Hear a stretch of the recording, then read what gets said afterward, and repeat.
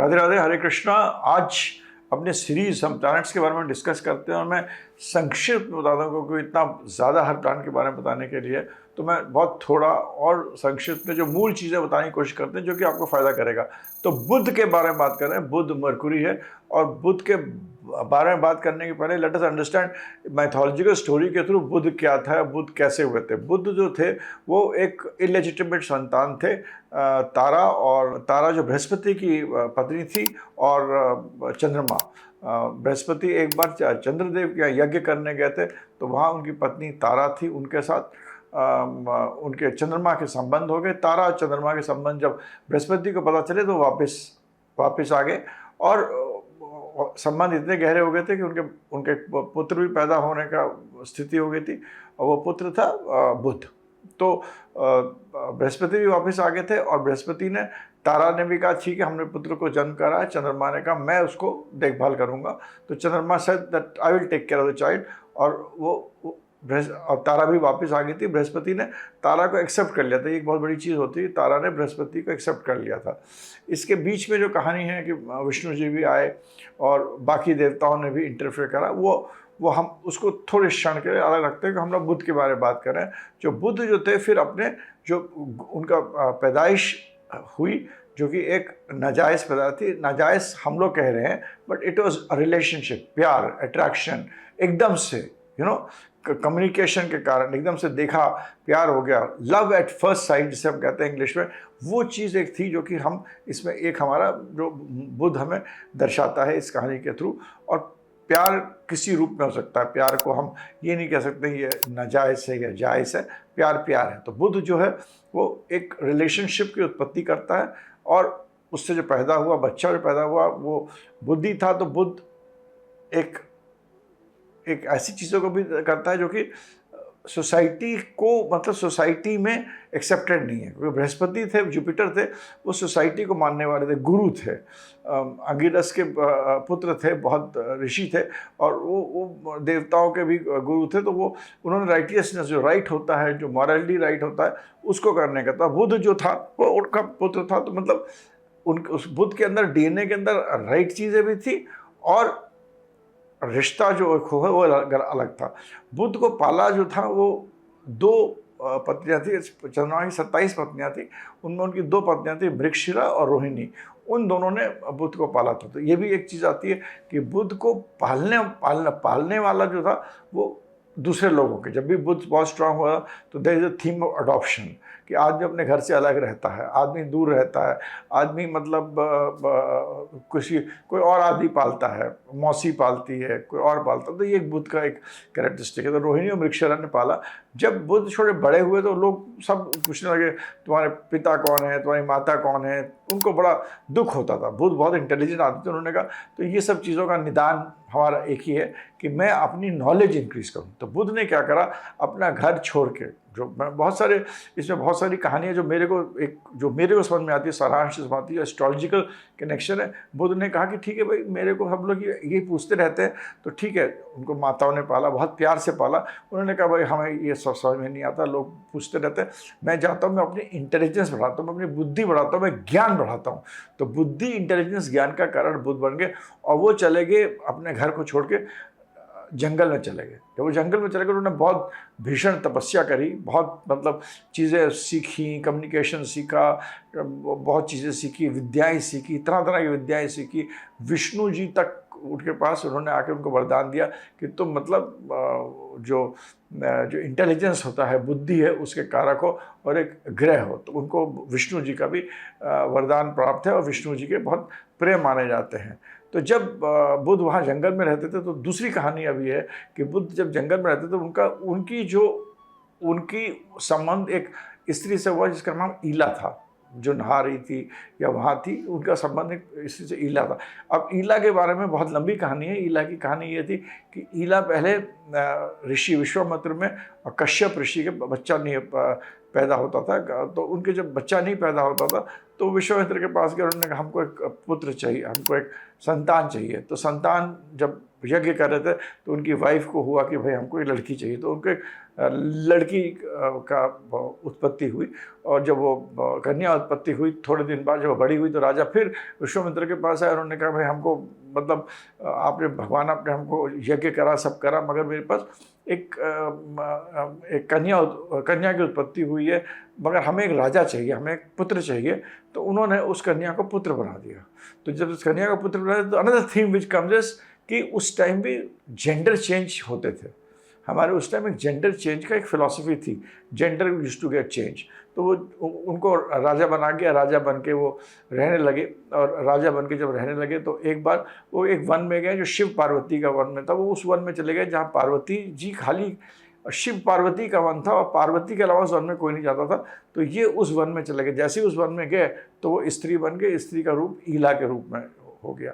तो वो स्त्री बन गए, ईला बन गए। और बुद्ध थे वो मतलब उनके अंदर भी एक था कि कभी वो, क्योंकि उनको भी वो था, he was also not exactly a male not exactly a female. उनमें दोनों चीज़ की टेंडेंसीज रहती थी बुद्ध के अंदर भी जो थे। तो ईला को बुद्ध मिले तो उस time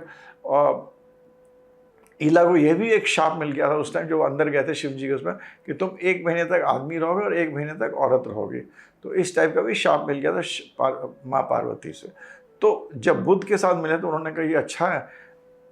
they started living together in a relationship, जहाँ कि 1 महीने वो वैवाहिक जीवन करते थे, अपना मतलब जो भी होता था विवाह में जो भी करना होता था वो करते थे, अपना मतलब गृहस्थ जीवन रहते थे, और 1 महीना उन लोग वेद वगैरह का पढ़ाई वढ़ाई करते थे। ऐसे समय बीत गया।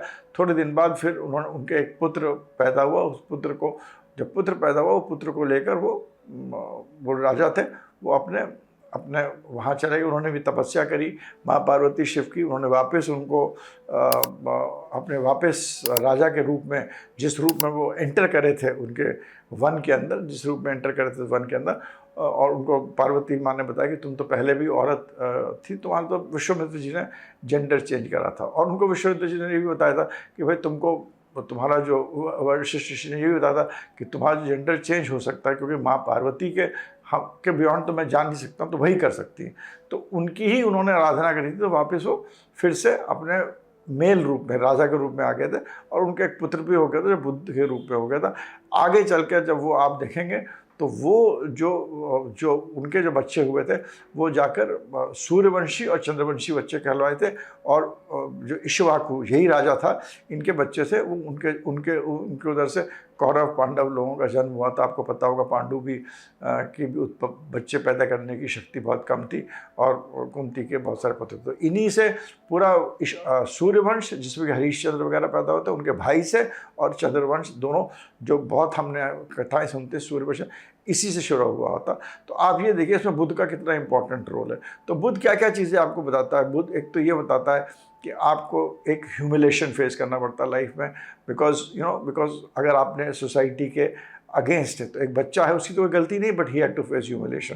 सो that is what Mercury shows. Mercury also shows that कि भाई आपको you could be a child which is not legitimate, ठीक से पैदा नहीं हुए, मतलब सोसाइटी से, माँ बाप से, या जो भी उसको अगेंस्ट जा सकता है वो भी। इट ऑल्सो शोज कि आपको आपकी माँ नहीं पाले, कोई और आपको पाले। तीसरा बुद्धि का बहुत बड़ा कारक हो गया, इंटेलिजेंस का कारक होता है, वेद मंत्र क्योंकि जानता है उसका बहुत कारक होता है। मर्क्यूरी समवेयर ऑल्सो डिनोट्स, क्योंकि मर्क्यूरी और ईला की आपने कहानी जो मैंने आपको बताई है, ईला की आप समझ गए होंगे कहानी। उस टाइम वेदों के टाइम में ये लिखा हुआ है कि एक आदमी को एक औरत को आदमी बनाया जा सकता था, वो राज्य कर सकता था। फिर वो औरत बन गया और उसका रिलेशनशिप रहा बुद्ध के साथ, फिर तपस्या करी, फिर वो राजा बन गया, फिर उसके बच्चे हुए, और फिर सूर्यवंशी चंद्रवंश का पूरा। तो इसके मतलब ये होता है जो ट्रांसजेंडर जो हम लोग होते हैं, मेल फीमेल में चेंज करने का जो बहुत आजकल जो बहुत चल रहा है LGTB वगैरह, वो शायद उस टाइम भी था। और ये सब चीज़ें मर्क्यूरी भी दर्शाता है। तो sexual tendencies which are different, जो कि अलग से होती हैं, वो मर्क्यूरी आपको दर्शाता है। तो ये चीज़ें इस कहानी से हमको इन चीज़ों के बारे में मैंने बहुत जल्दी मर्क्यूरी की ये ट्रेट्स जो होते हैं बुद्ध की, ये ट्रेट्स इनर्ट हैं, और ये चीज़ें आपको ध्यान में रखना चाहिए। ये नहीं कि मर्क्यूरी जहाँ बैठेगा वहीं दिखा देगा, बट मर्क्यूरी इस टाइप का दिखाता है। और मर्क्यूरी ये फिकल प्लैनेट है, थोड़ा मतलब उसका आपको समझ में नहीं आएगा। उसके दो रूप होते हैं। एक रूप होता है घर के अंदर, जैसे एक आदमी होता है घर के अंदर तो बहुत चिल्लाता है, बाहर जाता है तो बिल्कुल भीगी बिल्ली बन जाता है। उसी तरह बुद्ध भी है। बुद्ध भी एक, उसके दो रूप होते हैं तब, और उन दो रूप के बीच में समावेश लाना ही हमारा ऋणानुबंधन है, हमारा कार्मिक डेट है। जहाँ भी बुद्ध प्लेस्ड है वहाँ का ऋणानुबंधन और कार्मिक डेट यही है कि उसके दो रूप है, उस रूप के बीच में आपको क्या, उसको किस तरह आपको संभालना है, ये बुद्ध बहुत इम्पॉर्टेंट रोल इस पर प्ले करता है। तो जहाँ तक इससे हमने आपको बुद्ध के बारे में, और बुद्ध जो है हमारे, और बुद्ध और जुपिटर में फ़र्क है, जुपिटर इज़ विजडम, उसको बहुत कुछ पता है। बुद्ध को विजडम, जो गुरु का बेटा ही था, तो उनको बहुत कुछ पता है, उनको मतलब एक चीज़ इंट्यूशनली बहुत कुछ पता है। मगर बुद्ध जो है वो फोकस्ड आदमी है, क्योंकि वो गए थे, उन्होंने घर छोड़ के जंगल में गए और वहाँ पर उन्होंने अपनी विद्या बड़े बड़े गुरु, बड़े लोगों से प्राप्त करी, और ख़ुद भी ध्यान मेडिटेशन लगाकर उन्होंने वो विद्याएँ प्राप्त करी, जिससे कि वो हर चीज़ को एकदम आज की चीज़, अभी कि 2 और 2 4 है, वो बुद्ध है, यू नो। और 2 और एटम क्या होता है, न्यूट्रॉन क्या होता है, ये दुनिया क्या है, फिलॉसफी क्या है, वो जो गुरु है। तो गुरु और बुद्ध का ये जो फ़र्क है, ये भी समझना बहुत ज़रूरी है। बुद्ध जो है बड़ा फिक्स प्लानट है, धरती से जुड़ा हुआ प्लानट है। बुद्ध जो है वो ग्रीनरी का प्लानट है, तो हमारी हरियाली जो पेड़ हैं उसमें बुद्ध का बहुत ही इम्पोर्टेंट रोल होता है। और Buddha is a very important planet जो इन चीज़ों को दर्शाता है। बुध जो है कैन बी अ प्लानट, मैं कभी उसके जब हमको नक्षत्रों का बहुत इंपॉर्टेंट रोल प्ले करते हैं, तो अश्लेष, ज्येष्ठ और रेवती 3 नक्षत्रों का मालिक होता है। और इसमें ये मैंने देखा बुध जहाँ तक है वो एक ऐसा प्लानट है जो बहुत इंटेलिजेंट है, बहुत कनिंग है, बहुत ही अनप्रिडिक्टेबल है, बहुत ही सक्सेसफुल आदमी को बना सकता है, आपको ट्रेडर बना सकता है, बिजनेसमैन बना सकता है, आपको एन्जॉयमेंट की जो चीज़ें वो सब कर सकता है। हर चीज़ के लिए बहुत इंपॉर्टेंट कैटलिस्ट है, बहुत ही नेगेटिविटी में प्ले कर सकते हैं, और आपकी कुंडलिनी शक्ति जागरण करने में भी बुध का बहुत बड़ा हाथ है, और आपको वैराग्य दिलाने में, कि आपको वैतरणी पान करने में, मतलब स्वर्ग का रास्ता जो दिखाता है वो भी बुध दिखाता है। तो ये सब चीज़ें जो है ये बुध के अंदर समावेश है। नक्षत्रों में आपको मैं कभी शायद मैं ये वीडियो में इंग्लिश में बनाऊंगा, इसमें कि मैं मरकुरी को नक्षत्रों में बताऊंगा। तो जब बुध को जब वेरियस हम नक्षत्र में देखेंगे तो हम ये देखेंगे बुध की ये सारी क्वालिटीज़ आपके सामने आती है। इसमें कोई नेगेटिव क्वालिटीज़ नहीं है, सब क्वालिटीज़ पॉजिटिव क्वालिटीज़ भी है, नेगेटिव क्वालिटीज़ है। बुध बहुत सारी चीज़ें हमारे को बताता है। बुध जो है हमारे राशि में मिथुन राशि और कन्या राशि का मालिक है। मिथुन राशि जो है वो राशि के अंदर जो आपके नक्षत्र आते हैं, आप देखिए इसके अंदर मृगशिरा, आद्र और पुनर्वसु बहुत ही इंपॉर्टेंट है। आपको जब भी आप देखिए नक्षत्र देखना बहुत ज़रूरी होता है। जो बीच का नक्षत्र है जो मिथुन में है, जो मोस्ट इंपॉर्टेंट आद्र का नक्षत्र है, वो शिव जी का नक्षत्र है, बहुत ही इंपॉर्टेंट नक्षत्र है, जिसकी की पूरी कहानी किसी दिन हम आपको, जब मैं सूर्य का डिस्कस करूँगा तो आप मैं इसके बारे में बताऊँगा कि किस तरह कृतिका से आद्र तक पूरी कहानी हमारी बनती है। मतलब किस तरह हम लोग, अग्नि का क्या रोल होता है और शिव जी का क्या रोल है, और अग्नि कैसे आए, वो एक बहुत अलग है। मगर इस नक्षत्र के अंदर ये ऐसा नक्षत्र है जो कि इस नक्षत्र के बारे में समझना बहुत मुश्किल है। ये ऐसी राशि है, मिथुन राशि ऐसी राशि है, ऐसे लोगों को समझना बहुत मुश्किल है।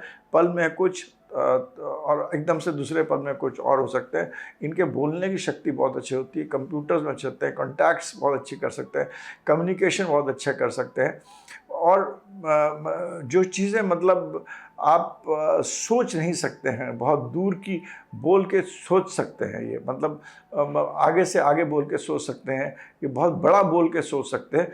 ये ऐसी राशि है जो कि बहुत ही इम्पोर्टेंट राशि है, और कम्युनिकेशन के लिए और बिज़नेस के लिए, आपको आज के रोज़ की ज़िंदगी के लिए मिथुन राशि बहुत इंपॉर्टेंट है। क्योंकि हम रोज़ कुछ ना कुछ ट्रांजैक्शंस कर रहे हैं, लोगों से बात कर रहे हैं, पैसा कमा रहे हैं, कुछ कह रहे हैं, कुछ सोच रहे हैं, कुछ कर रहे हैं, अपने वाणी को भी बोल रहे हैं। कार्य करने की शक्ति जो होती है वो भी बुध की होती है, हाथ भी बुध होता है, काम करने की शक्ति भी बुध, बहुत हाथ का बड़ा इंपॉर्टेंट रोल प्ले करता है। तो इस तरह से मिथुन राशि बहुत इंपॉर्टेंट राशि है। दूसरी राशि है इसकी, वो है कन्या राशि। कन्या राशि मिथुन से ऑपोजिट है।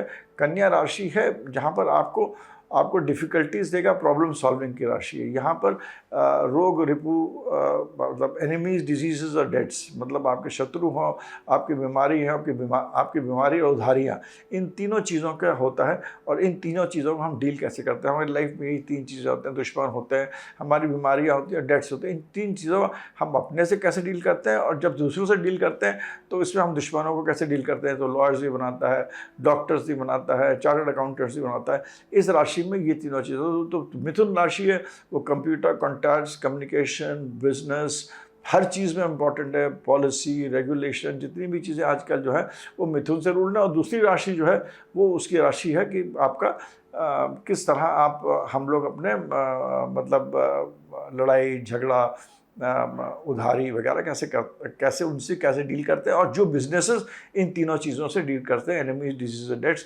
आप खुद मेरे को लिख के बताइए इसमें कौन कौन से प्रोफेशंस आ सकते हैं जो लोग एनिमीज, डिजीज, डेट्स से डील करते हैं, और कौन कौन से प्रोफेशंस आ सकते हैं जो कंप्यूटर, कॉन्टैक्ट्स और कम्युनिकेशन से डील करते हैं। तो ये जितने भी बिजनेसेस आते हैं वो इन दोनों राशियों में पहले। और मरकुरी जो है वो इम्पॉर्टेंट राशि है, क्योंकि वो अपने आपके रोज़ का काम और आपका रोज़ का जो कमाई है वो बुध है। क्योंकि आप बहुत बड़ा सोच सकते हैं, बहुत बड़े थिंकर बन सकते हैं, फिलोसफर बन सकते हैं, मगर what is important is today, आज what is there in for you today, that is very important.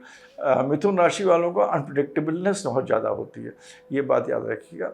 दूसरी बात ये, आप ये देखिएगा इस राशि का जो एग्जॉल्टेशन है वो कन्या है, जहाँ की मैंने आपको बताया ये डील करता है, कॉन्फ्लिक्ट से डील करता है। तो बुध जो है वो अपने आप को अच्छा महसूस करता है जहाँ वो कॉन्फ्लिक्ट से उसको डील करना है, चीज़ों से डील कर रहा है, जिस चीज़ों को एनिमीज़ और डिजीज़ और डेट्स, इनसे डील करना है, इनसे कैसे डील करना है, यहाँ पर एक्सॉल्टेशन होता है। मगर ये बात याद रखिएगा, जिस राशि में बुध जो है वो यहाँ पर जो कन्या राशि है, यहाँ पर जो डेबिलिटेशन है, यहाँ शुक्र नीच का होता है। शुक्र जो है नीच का होता है, और शुक्र बहुत चीज़ों का कारक होता है। मगर यहाँ जब शुक्र नीच का होता है तो क्या करता है, उसकी सेक्सुअलिटी में ख़राब होती है। जब शुक्र यहाँ नीच का होता है, इसका मतलब ये नहीं होता कि आपकी ज़िंदगी ख़राब हो गई, लोग कहते हैं आपको वैभव नहीं होगा, पैसा नहीं होगा। शुक्र जब यहाँ कन्या में उसको नीच का बनाया गया, तो उसको नीच का इसलिए बनाया गया है क्योंकि वो तब ये शुक्र ऐसा होता है, क्योंकि शुक्र जो होता है फाइनेंस का कारक होता है, बिजनेस और पार्टनरशिप का कारक होता है। दूसरी तरफ वो फैमिली का कारक होता है, लव, सेक्स एंड मैरिज का भी कारक होता है। तो यहाँ पर ये है, यहाँ पर ये पॉलिसी, शुक्र एक ऐसा आदमी बन जाता है जो पॉलिसी बना सकता है, प्लानिंग कर सकता है, ये सब इत्यादि कर सकता है। मगर जब रिलेशनशिप्स में आएगा, लव में आएगा, सेक्स में आएगा, तो इसकी ओरिएंटेशन अलग आएगी। जो बुध की आपकी कहानी हमने आपको सुनाई, उसकी ओरिएंटेशन अगर मरकुरी के साथ हो, राहु के साथ हो, मंगल के साथ हो, डिपेंड करता है किस प्लैनेट के साथ शुक्र अगर नीचे बैठा हुआ तो किस तरह प्लैनेट है, तो उससे सेक्सुअल ओरिएंटेशन में भी फ़र्क करता है। आपको अगर आप गे हैं, ट्रांसजेंडर हैं, या आपको मतलब रिलेशनशिप्स में कुछ डिफरेंट है, लोग कहते हैं ना आई एम डिफरेंट, आजकल ये वर्ड है, मैं अलग हूँ, मैं दूसरों से अलग करना चाहता हूँ चीज़ें, मतलब वो चीज़ें सब करता है। पूरे जो LGTB है, जो गे है, लिस्बियंस हैं, सेम सेक्स रिलेशनशिप हैं, सेक्स चेंज है, ये सब बुध का कारक है। और इन सब में आपको खाली बुध अगर नीच का हो गया, अगर खाली शुक्र नीच का हो गया, और वो बुध के राशि में शुक्र है, उससे मत कहिएगा। उससे तो बस यही है कि हाँ भाई, आदमी को अपनी मैरिड लाइफ में थोड़ी सी नीरसता रहती है, वो अपने काम धाम में बिजी रहता है, और उसको बिजनेस में फोकस है, पैसा कैसे कमाना है। तो जिनका शुक्र नीच का होता है वो पैसों के लिए खराब नहीं होता है, वो खाली रिलेशनशिप के लिए खराब होता है। ये बात बिल्कुल आप ध्यान में रखिएगा, ये चीज़ बहुत इंपॉर्टेंट है। मगर हाँ, शुक्र से आपका साथ शनि हो गया, राहु हो गया, बुध हो गया, ये सब प्लैनेट 3-4 कंजॉइंट जब कर जाते हैं तो ये आपको डिफरेंट ओरिएंटेशन, सेक्सुअल ओरिएंटेशन भी दे सकते हैं। और डिपेंड करता है कौन से हाउस में है। 5th और 8th बहुत पोटेंट हाउस है for relationships, secret relationship 8th house के लिए, 5th हाउस रिलेशनशिप के लिए, 7th हाउस मैरिज के लिए, 12th house pleasure of bed के लिए। तो यहाँ फिर 7th 8th 12 में जब मरकुरी हो, विर्गो राशि हो, और इसमें दूसरे प्लैनेट्स भी साथ में हो, तो फिर ये आपका जो सेक्सुअल ओरिएंटेशन है वो आपको थोड़ा बदलेगा। Depends on horoscope to horoscope, these are what indicators which I am trying to give you. तो बुध का जो सबसे इम्पोर्टेंट प्लैनेट है बुध, ये है बुध आपका सबकॉन्शियस माइंड का प्लैनेट है। बुध तीसरे घर का है, तीसरा घर आपका सबकॉन्शियस माइंड होता है। तो जब आपका सबकॉन्शियस माइंड होता है वही आपको काम कराने की क्षमता देता है। तभी मिथुन राशि वाले थोड़े से एकदम से, अगर उसमें मंगल, चंद्रमा मंगल हो मिथुन राशि में, या कोई और प्लैनेट्स हों जो कि बहुत ही मतलब क्विक जल्दी वाले प्लैनेट्स हो, जैसे चंद्रमा मंगल हो या मंगल शुक्र हो, तो आदमी एकदम से गुस्सा हो सकता है, एकदम से कुछ बोलेगा, एकदम से प्यार करेगा। Change of moods are there, mood swings are there. He can be कुछ ऐसा बोल सकता है जो कि वो अंदर से ना चाहता बोल दिया, फिर दूसरी बार रियलाइज़ करेगा। तो ये चीज़ इधर होती है, मगर यहाँ पर ये हमारा सबकॉन्शियस माइंड है, हमको पता ही नहीं होता कभी कभी हम कैसे रिएक्ट करते हैं। जो कॉन्शियस माइंड है वो विर्गो रिप्रेजेंट करता है। तो इन बीच की कड़ी जो है, सबकॉन्शियस माइंड और कॉन्शियस माइंड की बीच की कड़ी जो है, आप देखिएगा दोनों के बीच में मिथुन और जो कन्या है, इन दोनों के बीच में आता है सूर्य चंद्रमा के, चौथा घर चंद्रमा, पांचवा घर सूर्य। जब चंद्रमा और सूर्य दोनों का पार करेंगे तब आपको पता चलेगा कि आप कहाँ पर, from subconscious mind to the world of consciousness, कि आपको पूरा ज्ञात हो जाता है। तो ये जो आपको समझना है, तो इसमें सबसे इम्पॉर्टेंट चीज़ ये है कि अगर आपको ऐसा लगे कि आपको ये लग रहा हो कि भाई जो मैं कह रहा हूँ कभी गलत कह देता हूँ, कभी गुस्सा हो जाता हूँ, मेरे को समझ में नहीं आ रहा, मेरे थॉट्स बहुत सारा हो रहे हैं, बहुत सारी चीज़, ये भी कर लो वो भी करो, नहीं यार ये ऐसे करो, नहीं यार ये वैसे करो, इसने ऐसा क्यों कह दिया, उसने वैसा क्यों कह दिया, अगर ये हो जाए, डर लगने लगे, अगर मैं ये करूँ तो ये हो जाएगा, अगर मैं वो करूँ तो ये हो जाएगा। तो ये सब जो चीज़ें हैं, ये सब मिथुन राशि वाले में बुध, जब में प्लैनेट्स ज़्यादा होंगे तो आपको ये सब चीज़ें दिखाई देंगे। तो बेस्ट चीज़ होता है इसके लिए लिखिए। अगर आप लिखना शुरू करेंगे तो आपकी ये बहुत बड़ी प्रॉब्लम सॉर्ट आउट हो जाएगी, because then once you start writing with your hand, that is your subconscious mind. जो हाथ है वो बुध को भी गवर्न करता है, लिखना भी बुध गवर्न करता है। तो क्योंकि ये दोनों चीज़ें बुध गवर्न करते हैं और सोचना भी बुध गवर्न करता है, जब लिखना शुरू करेगा तो यू विल हैव क्लैरिटी। और व्हाट इज़ क्लैरिटी? तभी लोग कहते हैं कि आप लिख लो। अगर आपने लिख कर अपने आप को समझ लिया तो आपने अपने इशू समझ लेंगे। तो जब भी जिनकी ये प्रॉब्लम है, बहुत सारे माइंड में थॉट्स आते हैं, नहीं पता, तो लिखेंगे और लिखेंगे तो आपको इस 6th हाउस वाला जो है, जो प्रैक्टिकल वाला हाउस है, which is a loaded house, which is the exalted house of Budh, उसका असर आपको आपके सामने आएगा। It is the house of disease, enemies and deaths, but it is also a house जो इन चीज़ों को कंट्रोल करता है, इनके प्रोफेशन से कंट्रोल करता है। तो आपको अच्छी सेहत भी दे सकता है, आपको डिजीज से बचा सकता है, डेथ से बचा सकता है, और आपको इन प्रोफेशंस में भी डाल सकता है। और एक ये बहुत ही प्रैक्टिकल हाउस है जिसको कि मरकुरी गवर्न करता है। तो इस तरह ये दोनों इसके हाउसेस हैं। इसके में आप देखिएगा जो बुध के सामने वाले हाउसेस दोनों बुध के बृहस्पति के होते हैं। जो मिथुन होता है उसके आगे आपको हाउस होता है सैजिटेरियस का, जैसे धनु का हाउस होता है। तो जब मिथुन जो होता है वो जितना कंफ्यूज्ड है, धनु जो है वो बिल्कुल नॉलेज, धनु वाले कहते हैं हमको पूरा नॉलेज पता है। तो मिथुन से धनु तक की जो जर्नी जो होती है, एक बहुत सारे 50 चीज़ें हैं, और उसकी जो मैच्योरिटी होती है नॉलेज की, जैसे कहते हैं कि आपको पूरी नॉलेज हो गई है, यू आर टोटली नॉलेजेबल, वो आपके धनु में होता है। इसी तरह आपको प्रैक्टिकलिटी आपको बहुत ज़्यादा है, जो कि आपके उसमें कन्या राशि में होती है। और उसका अगला घर जो होता है जुपिटर का होता है, वो 12th हाउस होता है, जो कि वाटरी साइन होता है, जो कि कहता है हमें सब कुछ पता है यार, इतना प्रैक्टिकल होने की ज़रूरत नहीं है, ये तो दुनिया है, बहुत कुछ है यहाँ। तो पाताल लोक भी है, धरती लोक भी है, आकाश भी है, बहुत सारी एनर्जीज भी हैं, और हमें अपने एक यात्रा करना है, हमें तो आगे बढ़ना है। हमारा तो ज़िंदगी का अंत भी होता है, हमको देना भी चाहिए। छठा घर में ये होता है, जब भी बहुत सारे प्लैनेट्स आपके विर्गो में होंगे तो आप ये समझिए वो आदमी बहुत सेल्फिश होगा, हरदम बोलेगा what is there in for me, हमारे लिए क्या है इसके अंदर, मेरे लिए क्या है, मेरे लिए क्या है। उसके ऑपोजिट जुपिटर का जो 12वां घर है वो कहता है यार मेरे लिए क्या, दो यार, दे दो, गिव इट। लक्ष्मी का घर है, लक्ष्मी कहती दो, और लक्ष्मी का तो ये कि आप जितना देंगे उतना आपको मिलेगा। क्योंकि लक्ष्मी हरदम हमारे जो विष्णु जी के साथ रहती हैं, तो मतलब वो उसका अधिपति आपका पीसेस होता है, जहाँ लक्ष्मी एक्सॉल्ट भी होती हैं। तो एक बिल्कुल प्रैक्टिकल घर है। तो ये दोनों घर इनके ऑपोजिट होते हैं। अब आप ये देखिएगा इसके अंदर तो तीसरे से जो दो बड़े इंपॉर्टेंट कार्विंग प्लैनेट, यहाँ मैं आपको एक एस्ट्रोलॉजी का फॉर्मूला सूत्र दे रहा हूँ और इसको आप लगाइए अपने तरीके से। दो इंपॉर्टेंट प्लैनेट्स हमारे कार्विंग प्लैनेट्स होते हैं, राहु और केतु। केतु का जो घर होता है वो उसका लॉर्डशिप होता है स्कॉर्पियो में, मतलब वृश्चिक में। तो मिथुन से वृश्चिक छठा होता है।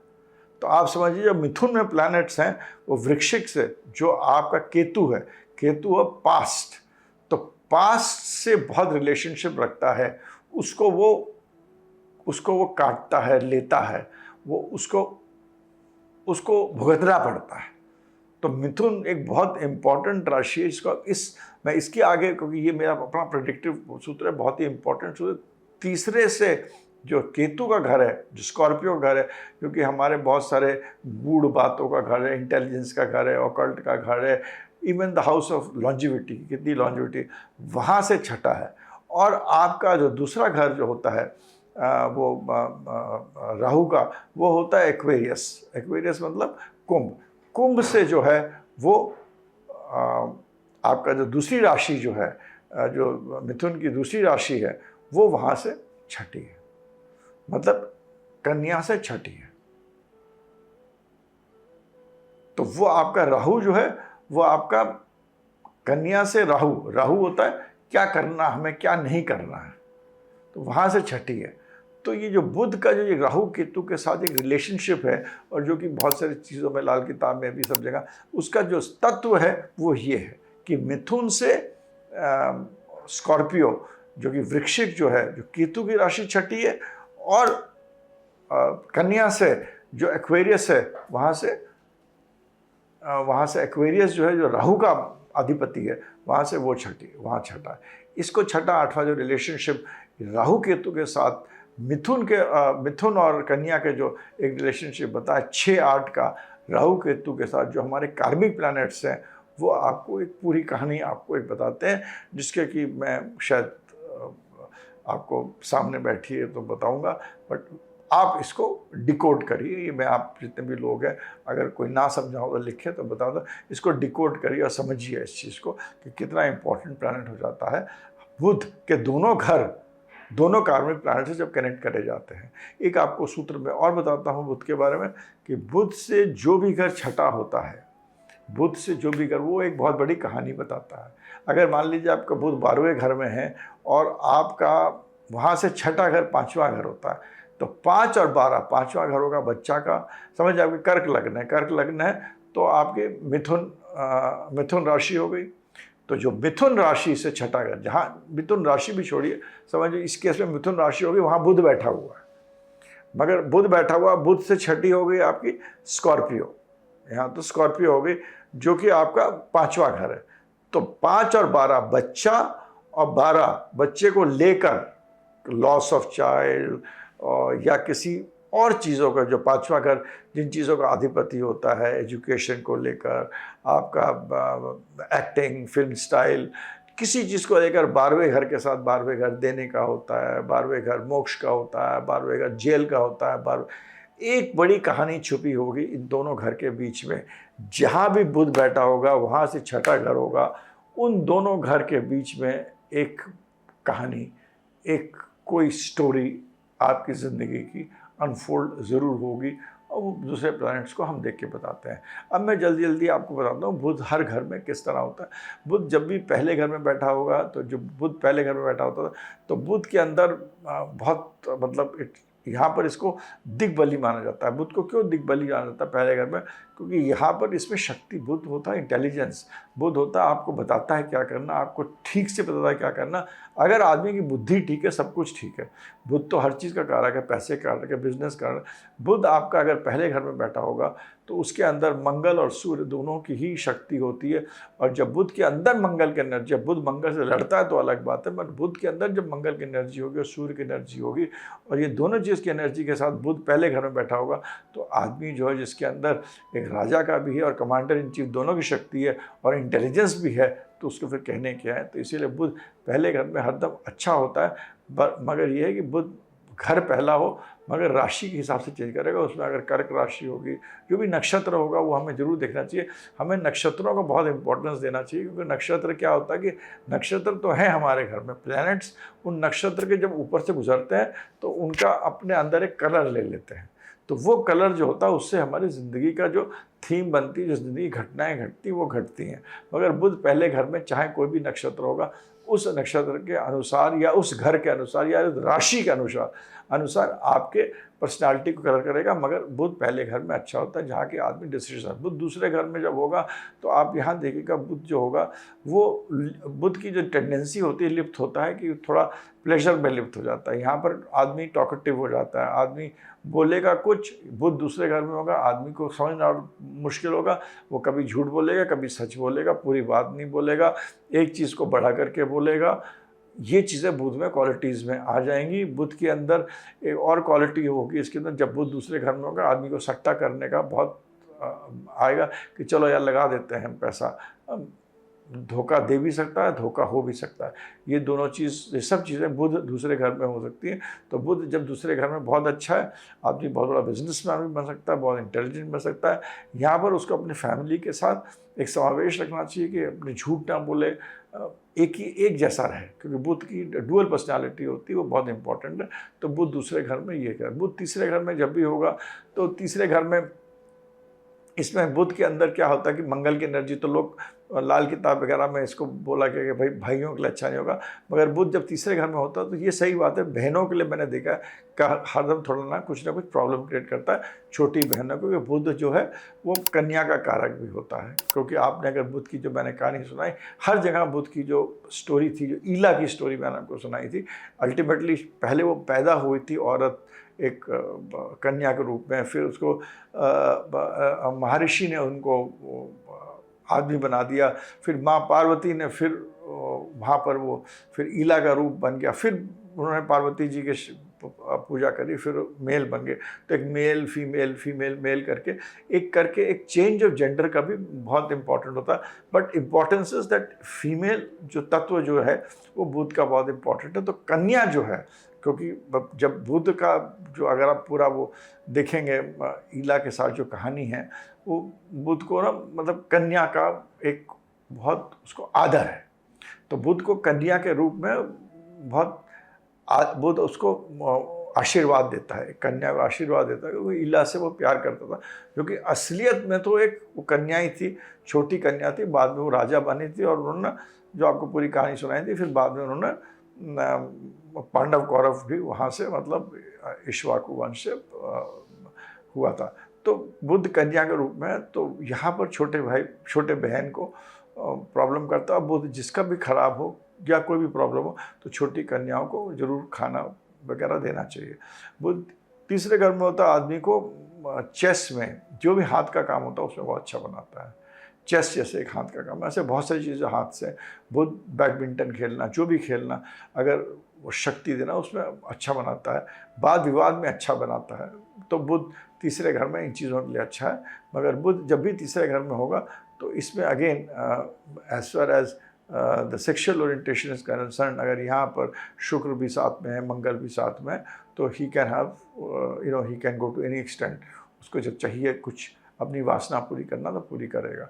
बुध चौथे घर में होता है, तो बुध चौथे घर में अपने चंद्रमा के साथ होता है। मगर यहाँ पर बुध और चंद्रमा, बुध को चंद्रमा, हालांकि चंद्रमा ने रखा भी था, उनको पाला था रोहिणी और मृगशिरा ने। तो बुध जब भी चौथे घर में होगा तो अपनी माँ के लिए कुछ ना कुछ डिस्कनेक्ट रहेगा। और चंद्रमा, और यहाँ पर ऐसा भी होता है कि यहाँ तो माँ से दूर हो जाता है, माँ से अलग पलता है। एडॉप्शन की भी थीम मैंने देखी है यहाँ पर। जब बुध चंद्रमा, बुध चौथे घर में होता है तो आदमी को इंटेलिजेंट भी बहुत बनाता है। बुध चौथे घर में होता है, प्रॉपर्टी देता है, अपार्टमेंट्स देता है, पैसे देने की शक्ति देता है कि आप डील करें इंटीरियर डिज़ाइनिंग से, डेकोरेशन से, जितनी भी चीज़ें, इन चीज़ों से बात करके, जो आजकल बहुत इम्पॉर्टेंट हो गया। अगर बुध शुक्र के साथ हो तो इन चीज़ों में बहुत अच्छा करता है। बुध पाँचवें घर में होता है तो आपको पढ़ाई में, इंटेलिजेंस में, आपको पेपर के काम में, चार्टर्ड अकाउंटेंसी में, आपको फिल्म एक्टिंग में, बुध एक्टिंग का एक बहुत ही इम्पॉर्टेंट है। बुध के एक्टिंग का रोल के लिए बहुत इम्पॉर्टेंट है। दैट इज़ अगेन हर जगह बुध का जो सेक्सुअल ओरिएंटेशन है, और क्योंकि it is a very important planet जो कि नॉर्मल सेक्स से अलग होकर करेगा। तो बुध अगर शनि, राहु, शुक्र इन सब के साथ पीड़ित होगा तो पाँचवें घर में भी, मैंने आपको पहले ही बताया, it will give a different kind of results. Budh छठे घर में आमतौर से अच्छा होता है। यहाँ पर आदमी को लॉयर भी बना देता है, डॉक्टर भी बना देता है, प्रैक्टिकल बनाता है, रोज़मर्रा की ज़िंदगी अच्छी तरह जीने की करता है। बुध 7वें घर में जब भी होता है, बुध को मैरिज और द सैंक्टिटी ऑफ मैरिज से उसे बहुत अच्छा नहीं लगता है बुध को, तो उस पार्ट के लिए अच्छा नहीं है, बट बिजनेस के लिए अच्छा है। बुध 8वें घर में होता है, it is very good for occult, because Budh जब थे तो उन्होंने खुद जाके बहुत तपस्या पूजा की थी। बुध 8वें घर में आपको पूजा का और ध्यान के इन सब चीज़ों में आपको बहुत आकर्षित करेगा। बुध 9वें घर में होता है, तो उसमें ये देखा गया कि बुध जो होता है कि अपने पेरेंट्स के साथ, अपने जो गुरु है, अपने बड़े लोग हैं, उनके साथ उनका मतभेद रहेगा। मगर अपने फॉर्च्यून, अगर बुध की चीज़ों से रिलेटेड अगर अपना फॉर्च्यून आदमी बढ़ाना चाहे बढ़ा सकता है। बुध ऐसा भी होता है कि बाहर जाकर आदमी काम कर सकता है, बाहर और पेपर, आजकल तो हर चीज़ पेपर से होने लगती है, हर चीज़ कंप्यूटर से होता है, पूरी दुनिया जुड़ रही है। तो बुध का 9वें घर में आज के दौर में बहुत इंपॉर्टेंट रोल है। पहले इतना नहीं था, पहले तो खाली डाक तार था, हमारे टाइम में डाक तार था, पोस्ट कार्ड था, मगर अब तो दुनिया में सब जगह बात कर सकते। तो बुध पेपर और बाकी लोगों से बात करना, उससे जुड़ना, उसके लिए अच्छा होता है। बुध 10वें घर में होगा, आदमी को बहुत अच्छा बनाता है। Best place to become person जहाँ की आप मक्खन चढ़ा के अपना काम भी लगा सकते हैं। बुध 10वें घर में ऐसा होता है एड़े पे, मतलब जैसे कहते हैं ना, मेरे को पता नहीं वो क्या डायलॉग है, कि वो ढल जाता है। अगर उससे आपसे काम निकालना है, आपसे हाथ जोड़ना तो हाथ भी जोड़ लेगा, कभी गुस्सा करना तो गुस्सा भी कर लेगा। बुध 10वें घर में for a business person it is very good. Budh 11वें घर में होता है, वहाँ पर जुपिटर राहु दोनों का एनर्जी होता है। तो बुध जब भी जुपिटर के साथ होता है, उसको हरदम ख़राब मत समझिए। जुपिटर की एनर्जी उसको विजडम दे देती है, तो इंटेलेक्ट एंड विजडम दोनों चीज़ें बहुत साथ होती है, बट आपकी पर्सनल लाइफ में कोई ना कोई प्रॉब्लम जरूर क्रिएट करेगा। बुध 9वें घर में होगा तो आपके फादर के साथ कोई ना कोई प्रॉब्लम जरूर क्रिएट करेगा। बुध 9वें घर में मैंने देखा हरदम कुछ ना कुछ लाइफ में टेंशन जरूर लाएगा, कुछ ना कुछ टेंशन जरूर लाता है, क्योंकि जुपिटर को ख़राब करता है। जहाँ भी जुपिटर के जो भी घर हैं, जो कि 2, 5, 9 और 12, इन 4 घर जो गुरु के हैं, गुरु को बुध और गुरु के बीच में एक बहुत नेगेटिव रिलेशनशिप है। जब भी 2, 5, 9, 12 में बुध होगा तो वो आपके जो लाइफ थिंग्स होगी, 2 घर में होगा, दूसरे घर में होगा तो फैमिली में प्रॉब्लम कर देगा, 5वें घर में होगा तो बच्चों के लिए, 9वें घर में होगा तो बड़ों के लिए कुछ ना कुछ इशू का, 12वें घर में होगा तो बुआ बेटी बहन के लिए कर देगा। तो मतलब लाइफ चीज़ों के लिए प्रॉब्लम होगा। नॉन लाइफ चीज़ों के लिए अगर दूसरे प्लैनेट्स भी अच्छे वेल प्लेस्ड हैं, जो उसके दोस्त हैं, बुध के दोस्त हैं, तो उनके लिए वहाँ पर नॉन लाइफ चीज़, मेरा मतलब निर्जीव चीज़, पैसों के लिए और या पेपर के थ्रू पैसा कमाना, या जितनी भी चीज़ें बुध होता है, बात करके बहुत सारी चीज़ें जो बुध के मैंने आपको बताया, उन सब चीज़ों से पैसे कमाने के लिए अच्छा करता है। बुध 12वें घर में होता है, आदमी को ज्ञान देता है, मगर वो ज्ञान को दोनों तरफ से इस्तेमाल कर सकता है, उसको गलत तरीके से भी, उसका अच्छी तरीके से भी इस्तेमाल कर सकता है। बुध जो होता है, जब 12वें घर में होता है, तो मैंने देखा कि बेटी, बुआ, बहन, इन तीनों चीज़ों के लिए अच्छा नहीं होता, क्योंकि वो भी उसका जुपिटर का घर होता है, और गुरु के साथ बुध इज़ नॉट वेरी गुड। उसकी लाइव चीज़ों के जो होता है उनको ख़राब कर देता है। और वो आप उस बुध की जो छोटी सी मैंने कहानी सुनाई है, बहुत जल्दी जल्दी जो सुनाई आपको, उसको आप हरदम ध्यान में रख के आप बुध के बारे में प्रेडिक्शन करिए। तो बुध का ये है, बुध जब भी प्लैनेट्स के साथ होगा, बुध जब भी मंगल के साथ होगा, तो वो ऐसी काम में आपको काम करेगा जहाँ आपको काट छाट का काम करना होगा, जहाँ आपको फोर्जरी करनी हो, फोर्जरी मीन्स फोर्जिंग का काम करना हो, लोहा काटना हो, आर्किटेक्चर का काम है।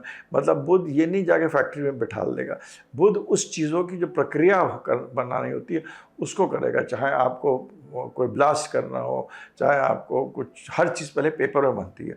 तो पेपर के अंदर जो चीज़ बनती है, किस तरह कैसे करना है, हर चीज़ हम लोग पहले पेपर में बनाते हैं, फिर ही तो करा जाता है। बड़े बड़े बिजनेसमैन हैं तो अपने घर में बैठे हैं, बिजनेस चल रहा है, फैक्ट्रियाँ चल रही हैं, तो वो जो चीज़ है वो बुध कराएगा जब भी मंगल के साथ रहेगा। वो इंजीनियरिंग में, इसमें, उसको बनाने में बुध मंगल का बहुत अच्छा योगदान रहता है। बुध केतु को लोग खराब मानते हैं, पर मैं बुध केतु को बिल्कुल ख़राब नहीं मानता। बुध केतु आदमी को कमीशन में बहुत अच्छा काम होगा, कमीशन एजेंट का काम होता है, जहाँ भी काटना होता है, जहाँ भी चीज़ को काट के उसको लगाना है, जोड़ना है।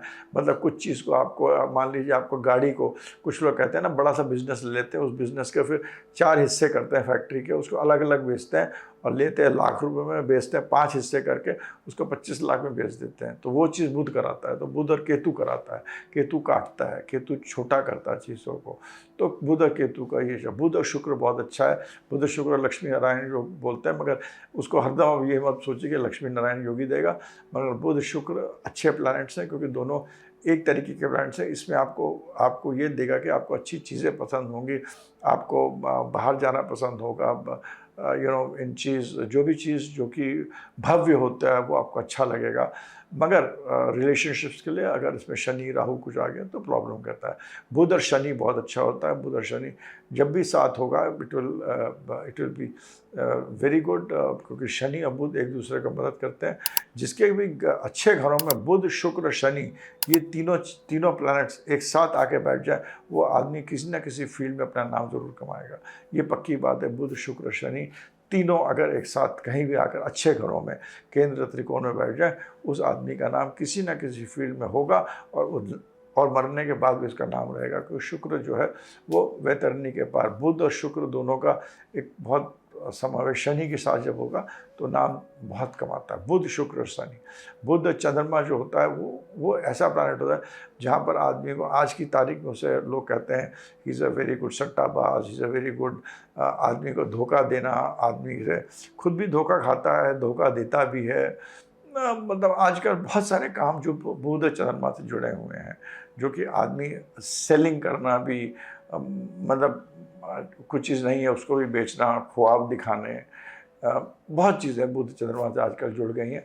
मगर बुध चंद्रमा आपके बाकी पर्सनल चीज़ों के लिए अच्छा नहीं होता है। बुध राहु बहुत बड़ा होता है और बुध उसको शक्ति देता है। बुध राहु एक साथ हो तो बहुत कुछ करवा सकता है आपको। बुध केतु का मैंने आपको बता दिया।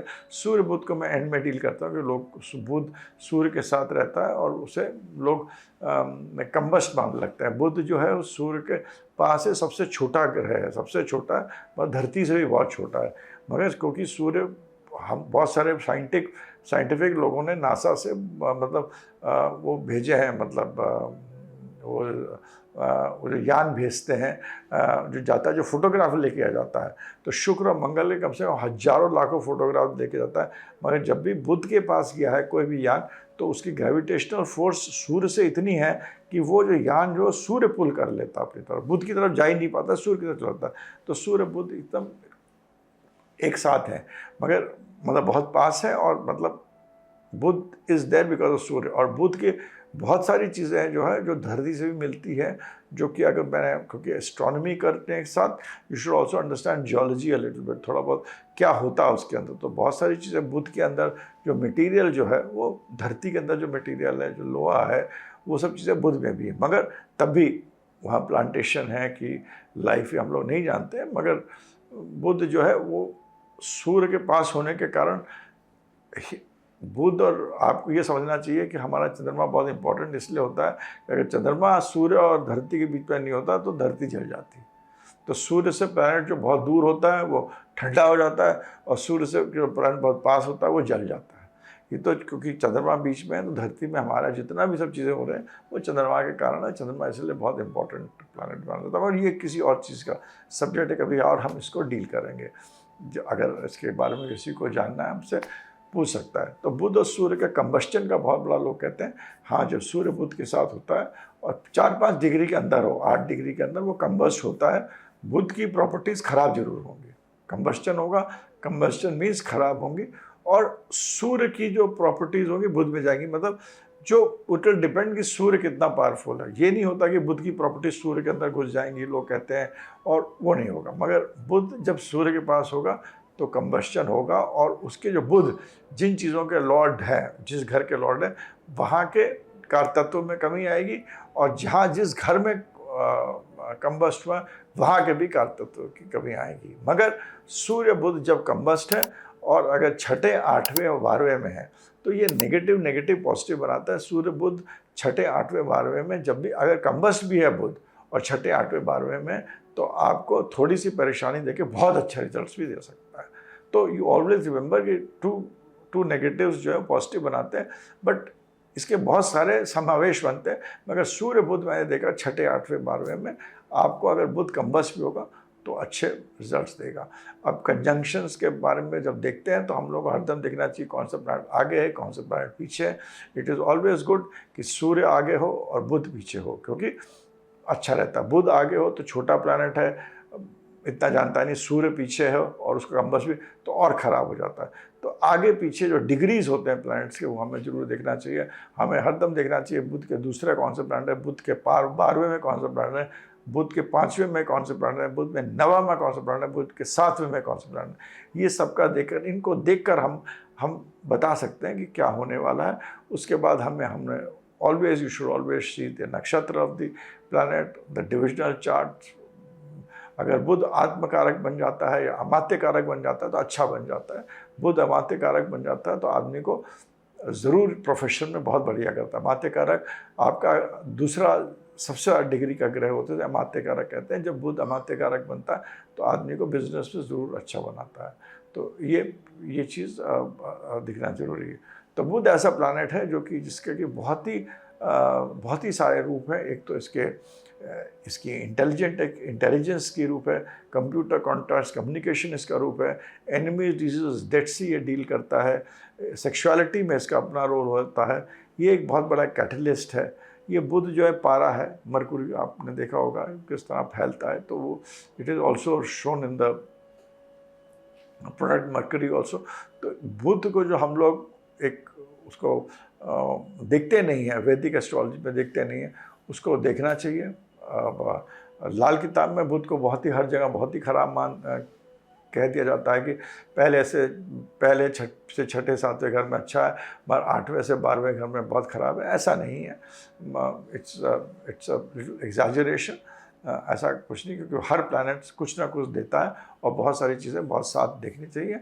हाँ, लाल किताब में जल्दी स्नैपशॉट प्रेडिक्शंस के लिए देते हैं, और लाल किताब में अगर आपके बेसिक चार्ट में बुध खराब है मगर आपका हर साल का चार्ट बनता है तो वो ज़रूरी होता है। तो ये जो लोग बेसिक चार्ट देखकर एकदम बुध को ख़राब देखे लाल किताब वाले, लाल किताब में ख़राब बताना भी गलत है। कि लाल किताब की मैंने भी अध्ययन बहुत किया, तो उसमें बेसिक चार्ट्स भी देखना चाहिए और बहुत सारी चीज़ें होती हैं जो कि उस टाइम के परिवेश में लाल किताब लिखी गई थी। जबकि एक छोटा सा जगह होता था, पंप होती था, पीछे नाली होती थी, मंदिर होता था, उसके परिवेश में बुध की बहुत सारी चीज़ें बताई गई है जो वो करा गया। बुध का जो कलर है वो हरा है।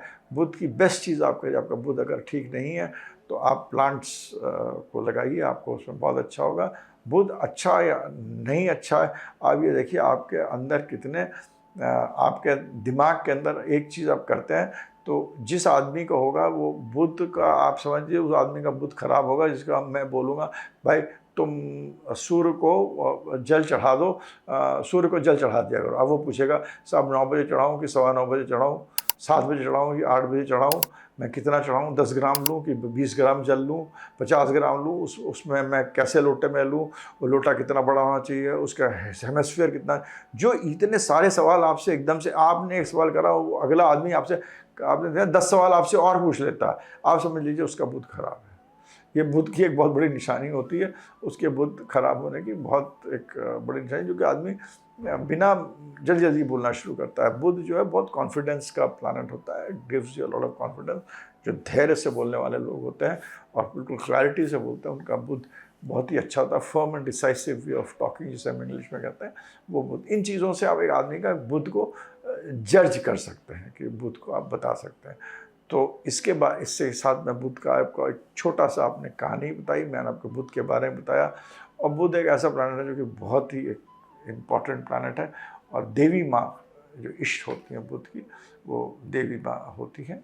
इसके साथ मैं अपने उसको वीडियो को समाप्त करता हूँ। आप प्लीज़ लिखिए, हमारी एक परिवार है, इसको हमें बढ़ाना चाहिए, इसको बढ़ाइए, लाइक करिए, सब्सक्राइब करिए, आपसे क्वेश्चन पूछिए। आपको कुछ कंसल्टेंसी करना है तो जो भी मैं काम करता हूँ, जो भी दक्षिणा जो भी लोग भेज देते हैं, जो भी कर देते हैं, वो हम लोग सब हमारी तरफ से, हमारा परिवार है जो वीडियो में उसमें उसको ट्रस्ट की तरफ जाता है, तो वो भी बहुत अच्छा है। तो इसके साथ मैं अपना आपको बुध के बारे में बस यही कहता हूँ कि विष्णु जी और माँ दुर्गा को प्रणाम करके और अपने बुद्धि को ठीक रखिए। अगर बुध ठीक है तो सब ठीक है। और राधे राधे, हरे कृष्ण। धन्यवाद।